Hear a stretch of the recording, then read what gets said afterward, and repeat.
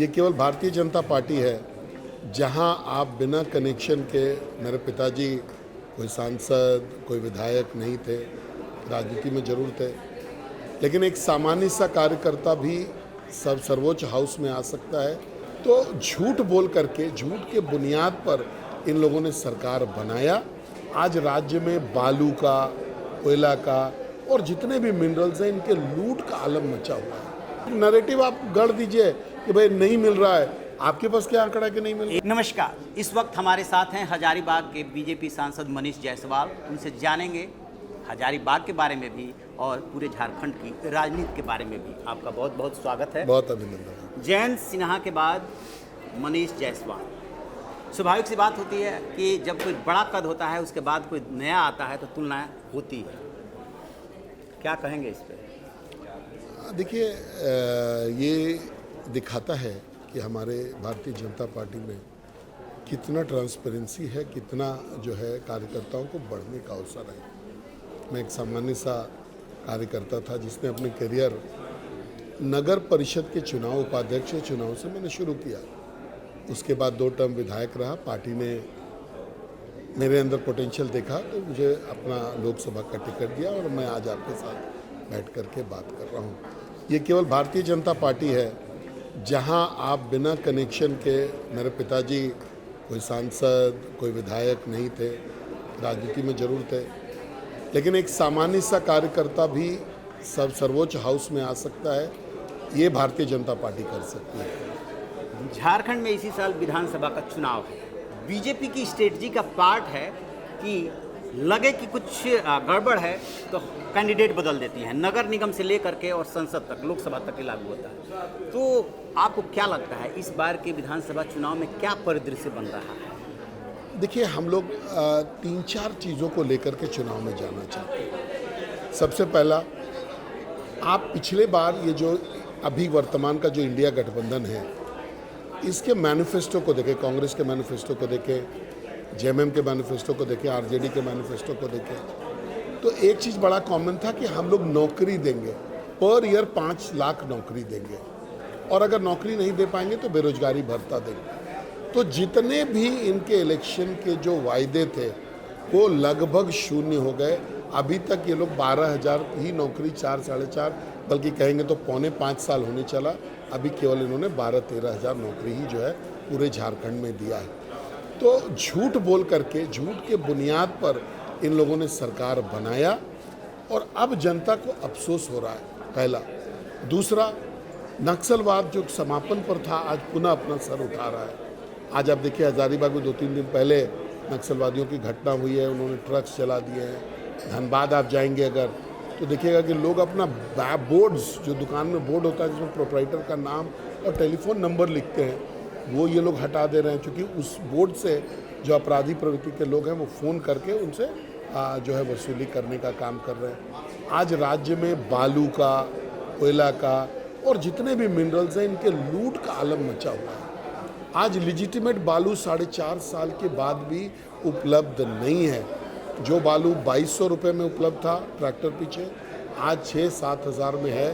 तो आप सोचिए कि कोई गरीब व्यक्ति जो प्रधानमंत्री आवास बना रहा हो वो कैसे निर्माण करेगा। लेकिन एक सवाल बीजेपी पे ये उठता है हमेशा, मतलब खास तौर से ये जो पिछले 10 साल को रोजगार को लेकर के, कि बीजेपी की सरकार जहाँ जहाँ है, केंद्र से लेकर राज्य तक, शायद रोजगार को उतना ध्यान नहीं दे पाती है। देखिए, आज के दिन में अगर आप, अभी मैं तुरंत ही सुन कर के आ रहा हूँ कि अनएम्प्लॉयमेंट का इंडेक्स क्या है, 3.2, जो कि बहुत ही, जिसको कि एक अच्छा कहेंगे।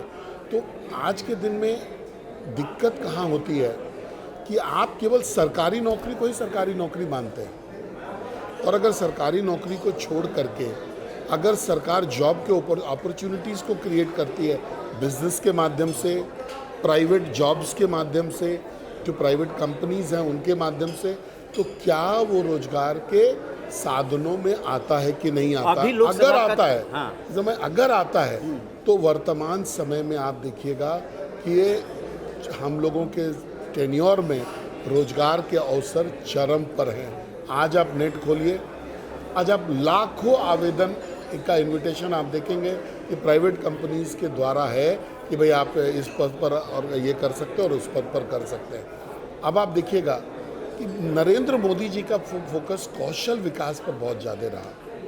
एक डिपार्टमेंट उन्होंने संचालित किया कौशल विकास को लेकर के, और आज ये जो कौशल विकास का जो फॉर्मूला था उनका वो पे ऑफ कर रहा है, लोगों को नौकरियां मिल रही हैं।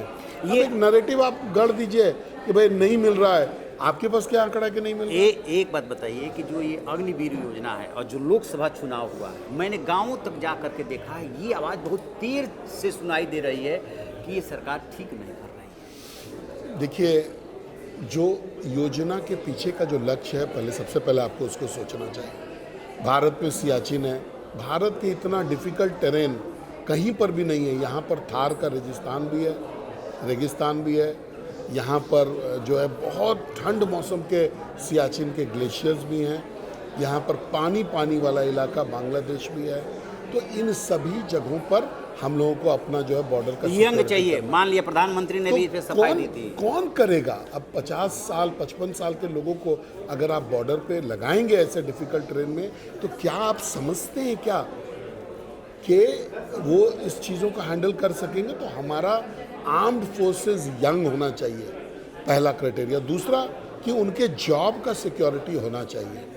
अभी आपने आसाम गवर्नमेंट को देखा होगा, तुरंत ही उन्होंने घोषणा किया कि भाई जितने अग्निवीर है सबको हम अपने गवर्नमेंट सर्विसेज में लेंगे। समय आने दीजिए।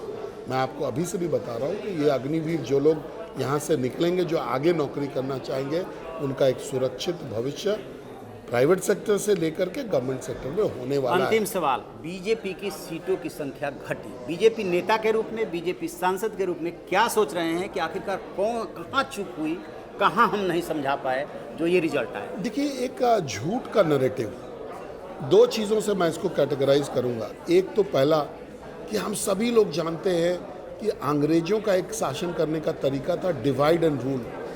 आज एक बच्चे से भी पूछिए कि अंग्रेज कैसे शासन करता था, तो वो बोलेगा कि बांटो और राज करो। लेकिन एक नैरेटिव सेट किया गया, हिंदुओं को जातिगत तरीके से बांटा गया और हिंदू इस चीज़ को समझ नहीं सके, पहला। दूसरा, एक झूठ का नैरेटिव फैलाया गया कि भाई अगर मोदी जी को बहुत बड़ा मेजॉरिटी आ जाएगा तो ये लोग संविधान को बदल देंगे। चलिए, तो ये थे मनीष जायसवाल जी, जिनका कि मानना है समय की कमी है कि झूठ का नैरेटिव गढ़ा गया, जिसकी वजह से बीजेपी की सीटें कम हुई है। देखते हैं अब 4 राज्यों में विधानसभा का चुनाव है, उसमें बीजेपी कौन सी रणनीति अपनाती है, कैसे लोगों को कन्विंस करती है। आपकी क्या राय है, कमेंट बॉक्स में जा करके कमेंट जरूर कीजिएगा। Thank you.